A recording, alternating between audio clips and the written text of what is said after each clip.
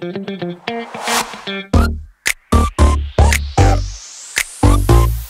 it.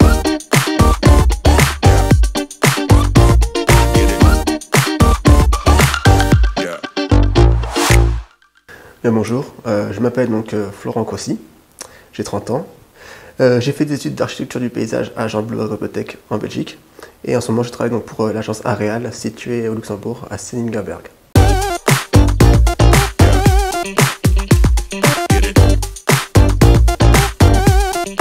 Et bien donc j'ai choisi ce métier de par ma belle famille qui en fait elle est dans le domaine du paysage depuis donc de nombreuses générations.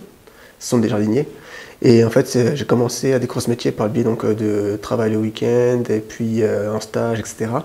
Et en fait ça m'a plu tout simplement. Donc j'ai commencé à être sur le terrain, puis par la suite dans le bureau et à persévérer à travers mes études. Donc que ce soit donc juste jardinier, puis ensuite concepteur. Voilà.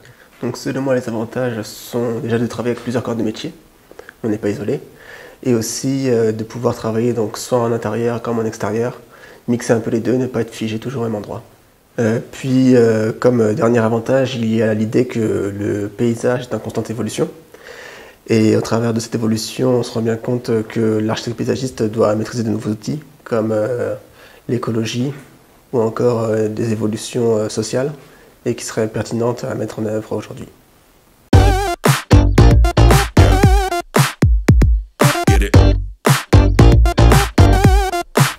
Alors, il y a de nombreuses qualités requises pour pratiquer ce métier.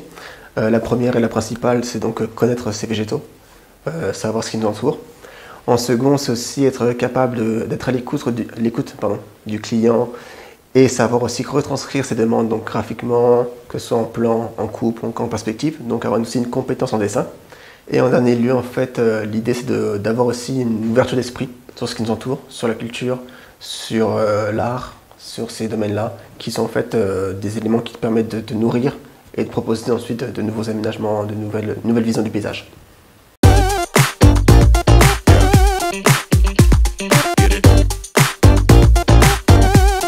Alors, en premier lieu, ce qu'il faut savoir, c'est que dans ces études, chaque école a un peu sa spécificité.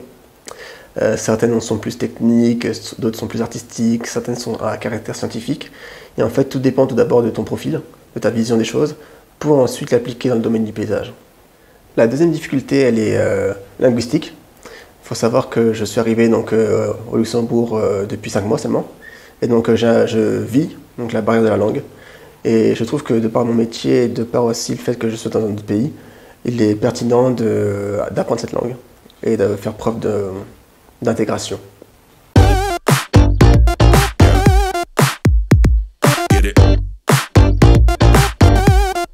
Alors la première a été donc l'histoire de l'art.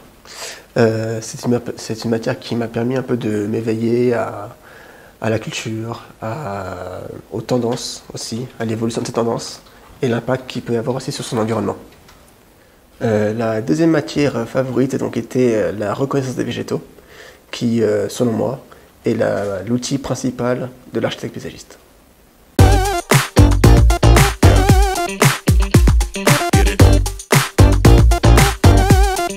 Alors, dans ce métier, on a la chance d'avoir déjà des horaires assez flexibles, du moment qu'on fait notre nombre d'heures.